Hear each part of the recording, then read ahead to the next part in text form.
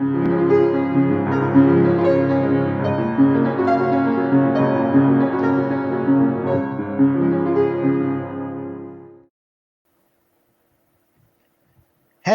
everyone. I'm Matthew Sadler. I'm Natasha Regan. I'm Elis Dicen. And welcome to another edition of Talented Tuesdays. Together, we're very, very happy to have with us Elis Dicen, who's going to show us a really nice game from the European Women's Championship. Elis, welcome. Yeah, big welcome to you. We were commentating quite recently on some of your games in the Blitz tournament from the Coventry International, and you did extremely well there. You were, I think, you were holding your own against like a string of grandmasters. I think so. Do you particularly like Blitz games? Yeah, I enjoy playing Blitz. It's quite fast over the board, so I find that quite exciting. Yeah. It's kind of like quite different from Standard, I think. Like, Yeah. I think I play quite differently in Blitz, maybe compared to Standard. Do you? Just because you've got a bit more time to think in the Standard. Wait, and how long have you been playing? Oh, I should ask, how old are you, Elis? Oh, I'm 14. 14. And when did you first learn to play chess? I was around 5 years old when I started learning, but I played my first tournament when I was 6 years old, and it was the Mega Finals, which is part of the UK Chess Challenge. Oh, wow. Yeah. At 6 years old, you must have been one of the youngest there. Or were you the youngest? Yeah, I think I was one of the youngest. Yeah. And I think, Elis, I played you when you were about 6 or 7. I think I played you there was a women's tournament, like English Women's Championship, something like that. Oh, yeah. And you were really, really tiny. And it was like the game. I was very lucky because the game started at something like 7 at night. And we had this quite long game. And I think you must have been absolutely exhausted by the end. But you played extremely well, I think. And then I think went to bed. And then I think you did very well the rest of the tournament as well. But you were probably one of the youngest people I'd played in that tournament ever. Yeah. So how did you get into? So you learnt when you were 5, and then how did you get into tournaments? Well, I was mainly inspired by my older sister Imogen, because like before I actually started learning and playing chess, I'd usually like go to tournaments because she would play regularly, and she often do like quite well in those tournaments. So I felt inspired to like start playing myself. Lovely. And do you play a lot of tournaments? And are there ones you particularly like? I think my favorite tournament might be the European Youth for girls under 12, which I played in Antalya. Oh, It was quite a nice venue, and it was my first time actually playing like a standard European youth event. I was quite close to like getting to second place, but in the end I got to I ended up in 6th place, and I managed to get a medal actually, which is quite nice. Wow, 6th place in the whole of Europe. That's really, really good. Fantastic. And you've got a rather nice game to show us today. What's the game you've chosen, and why did you choose it? This is my game from the European Women's Championship, and it was the 10th round where I played Liwia Jarocka. I chose this game because I thought it was quite nice, and like quite a smooth game. Yeah. And I played it through, and I really liked the material imbalance in the game. It made it very, very interesting. It was a queen against some pieces, wasn't it? And so very, very interesting play. Okay, take it away, Matthew. Okay, let's have a go. So, this was a very nice, it was indeed, Elis, it was a really nice, smooth game. It was actually a really nice pleasure to play through it because you saw everything happening very clearly somehow. So let's have a look. Knight f3. Is this the normal way you start, Elis? Are you a knight f3 or sort of d4 player? Or do you vary your first moves? Yeah, I think I mostly play d4, but I sometimes play knight f3. Yeah, that's the brilliant thing about being a d4 player. You've got options, knight f3, also c4 as well. You can just confuse your opponents a little bit, or steer them into certain openings. So fianchettoing your bishop. Do you like fianchettoing your bishop, Elis? Yeah, I also play the Catalan. I quite like doing this. Oh, of course, you play the Catalan. We saw plenty of games with that in the in the Blitz, Blitz tournament. Absolutely. So I mean, they're good. They're very good choices. I think I always found fianchetto systems quite difficult to handle as white, I have to say. But when I played against them as black, whenever I played the King's Indian like this, then playing against the fianchetto I found quite awkward. Very solid for white, hard to get anything going for black. Here she played quite an unusual move, right? On move 5 anyway. Yeah. A5 already. Forgot to ask, where does your opponent come from, and how old is she? She's from Poland. I think she's in her early 20s. Yeah. Okay. Because you were so in the European Women's Championships, you're up against kind of all ages, all countries. This really was the and who won it in the end? Do you remember? I think it was Teodora Injak from Serbia. Okay. Oh, wonderful. Okay. Lovely. So A5, it's actually it's strange at this point, but it's often a useful move in lots of systems. So actually, it just ends up, I mean, coming back into other things somehow. Quite interesting what she did here, actually, and I think this was probably part of her idea. After knight c3, she played bishop f5. Had you ever seen this before, Elis? This type of system for black? Well, I've seen bishop f5, but I'm not really familiar with a5. No, it's true. I've seen bishop f5 quite early. Actually, I used to play it myself with black, but never with a5. But I guess this is, yeah, it's a very unusual idea what she's done. So you played knight h4, which is a pretty good reaction, right? Hitting the bishop on f5, hitting the pawn on b7, and also preparing e4. And she played the bishop back to e6. So hitting the pawn on c4, and I guess the idea of a5 was simply that after the rook's no longer trapped, and then you're threatening the bishop and then attacking this pawn afterwards. Quite a unusual idea. Did you consider sort of just trying to win a pawn like this, Elis, or weren't you happy with that at all? I considered it, but like I kind of just wanted to keep my light squared bishop on. Yeah, I think you're right. I mean, it's the sort of thing where possibly an engine might say, "Oh, this is pretty good somehow," but I think keeping control is much better. I mean, she's clearly trying to provoke things, so I think b3 was a very nice move, and now she's got to think of something new, and of course you're ready to also to start grabbing some space as well. So she played queen c8 here, and so she's trying to swap off that bishop.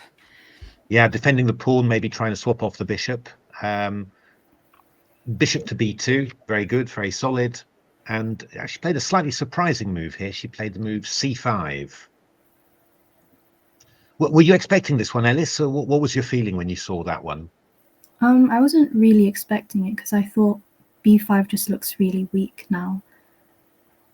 So maybe like I think c6, where like I expect her to play bishop h3 at some point. Yeah, I mean c6 would be very natural indeed. It's normally the move you combine with bishop f5. So c5 was definitely a little bit weird, and yeah, it's not that you can exploit b5 right now, but it's just always there somehow, and it just means that black's counterplay on the queen side is more difficult. What you did was just really sensible there. Just d5, just fix, stop the knight coming to c6.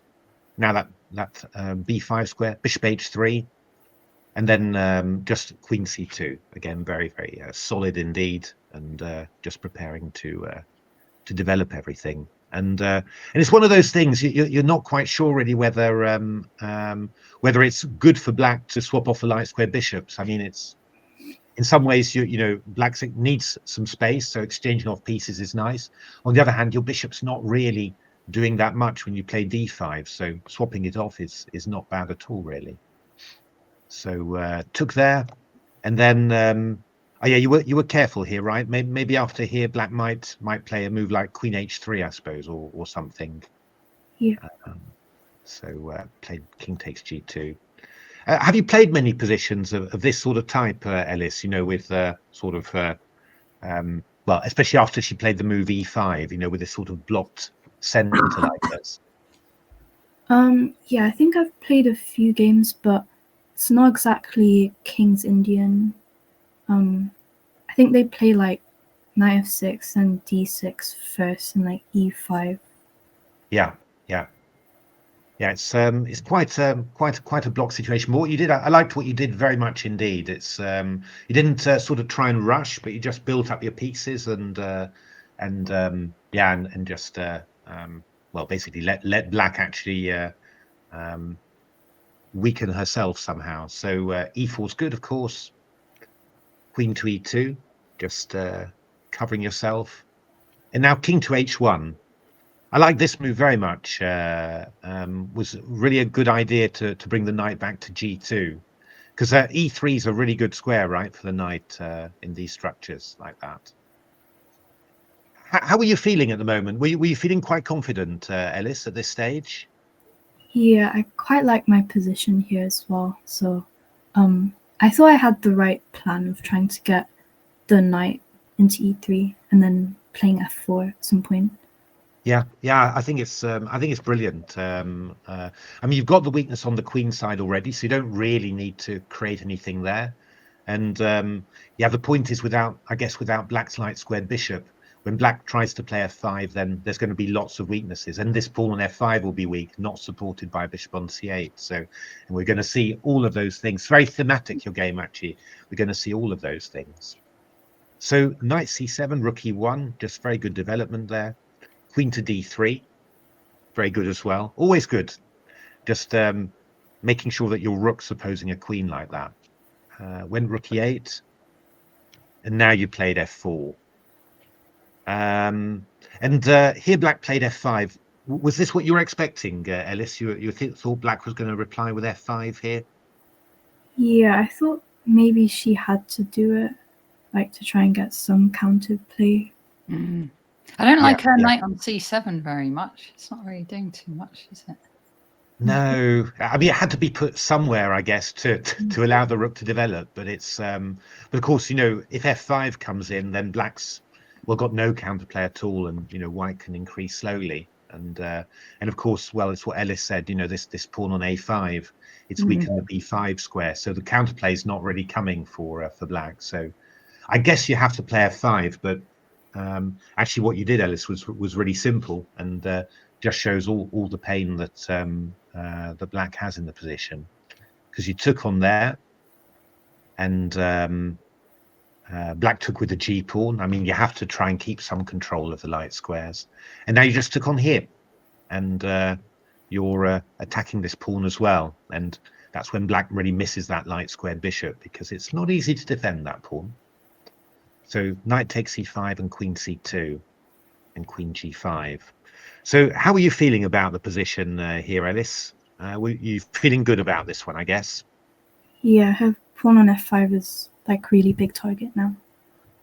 Yeah. And you've got all these somehow, black's had to put the queen on g5 to defend it, but it just ends up being a target for lots of things.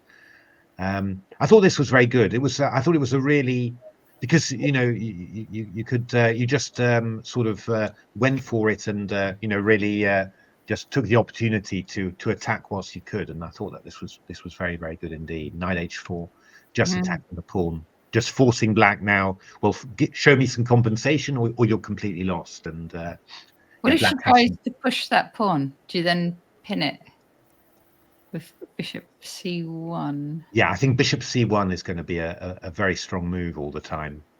Very unpleasant, this pin. And we've also got moves like knight e4 coming in, which Elis mentioned in her notes as well. So it's black's pieces are just all really wrong somehow. It's but okay. Black went for some complications there.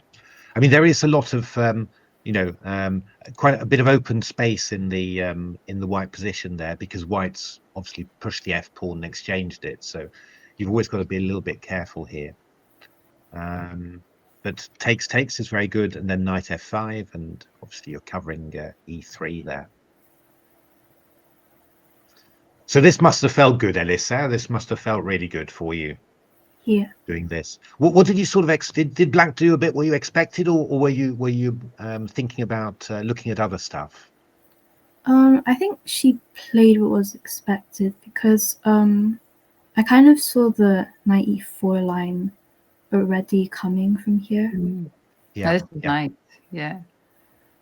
Yeah, it's a very very good knight somehow. And I mean, the problem is, I guess if you go stuff like maybe knight e3, I mean, there's even pins like this somehow. So it's never easy for black to get herself free somehow. So yeah, I mean, rook f8 looks like quite a good attempt to get a bit of counterplay somehow. I mean, you're attacking the knight, the rook is undefended behind it. You've maybe got some threats like this. But did you? How much time did you spend on your next move, Elis? Because it's quite unusual, quite a big change in the position. I think a very strong move actually. But how much time did you spend on that? I think around like 12 or 13 minutes. Okay. So I was also looking at h4. Looks like there's lots of ways to win. Yeah. H4 was I think was probably quite good. I think rook f4 was. I had a little look on with the engine.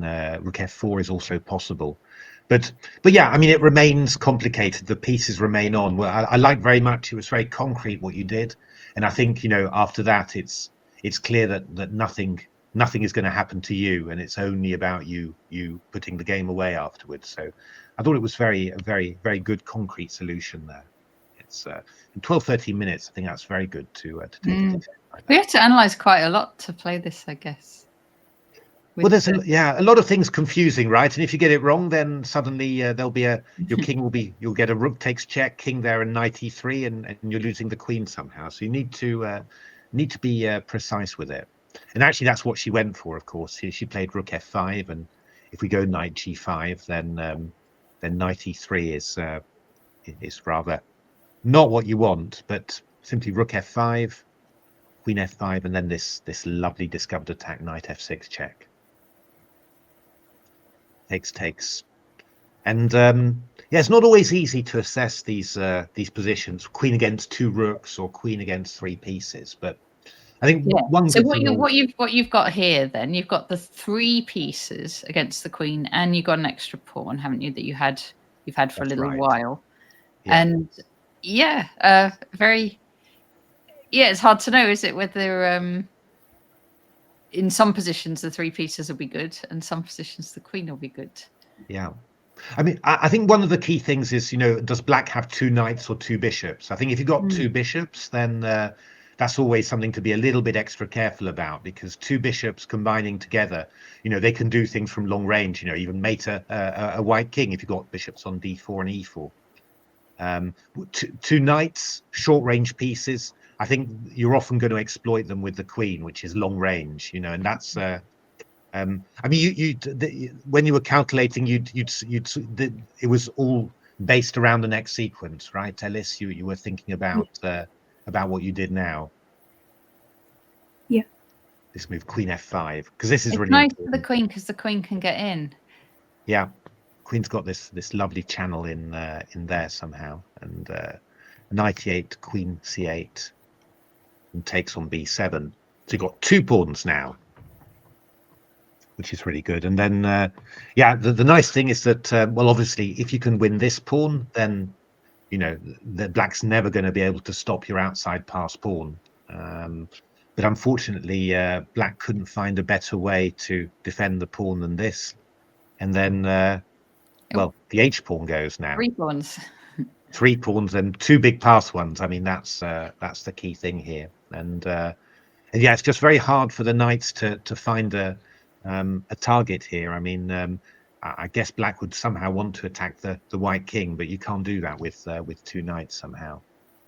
So, but she tried. She tried. She tried for She sure. played bishop there and knight g4. But I guess as long as you keep your queen well away from from the action, then yeah, it's never going to happen. Were you scared at all? I think I'd start getting a bit scared even if I felt like the knights and bishops couldn't really do anything. I didn't really think like she could checkmate with 3 pieces though. I feel like my king always has a free square to go to. Yeah. And the queen's well placed as well. It's covering some squares that the knight might use. So actually, the white king just rolls with the punches. You just see how it's going to go.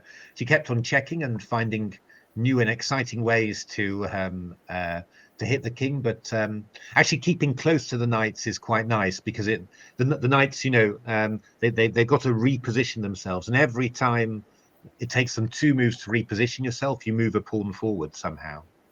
So check, king e2, king f1, and then you've run out of checks, and the pawn advance again. You give another check, but the king moves away, and you just never quite get there. And so black resigned there. She resigned. Yeah, that was a very smooth win, Elis, over a very strong player there. And so how many points did you have after that round? 5.5, I think. Okay, right. And yeah, tell me a bit about the tournament itself. Did you get to meet lots of players from different countries, and was it quite a sociable one? Like I saw a bunch of the players going into the playing hall because you need to get scanned before you can enter. Oh, okay. But yeah, I didn't really speak to the top players that were there. Yeah. I guess quite a serious event. So probably. Were you there with other English players, or were you there on your own? Yeah, I think there were a few other English players there as well. I think Botana. Okay, yeah. It's just always just nice to know there's somebody who speaks exactly your language when you're at a foreign tournament. But yeah. So, what are your plans now, Elis? What sort of chess are you going to be playing in the next few months? I think my next tournament is the Open Blitz finals. All right, yeah. Yeah. Okay. Well, now that'll be in the when this goes live. I'm expecting this show to go live in December. So when this goes live, that will already have happened. But the plan is that Matthew and I will be commentating for that one. So we'll have a chance to be cheering for you. We'll be cheering for your games. Yeah. So anyway, very, very best of luck for the Blitz. And anything else? You playing anything at the Classic? I think it's just foreign CL in January. Brilliant. Okay. Wonderful. So thank you, Elis, very much for coming on Talented Tuesdays. Fantastic game. Great result as well against a top Polish player. And thanks for showing it to us and for also telling us a little bit about your chess journey and how you got into chess. That's been really, really nice. Okay, I've been Natasha Regan. I've been Matthew Sadler. I've been Elis Dicen. Thank you all very much for watching.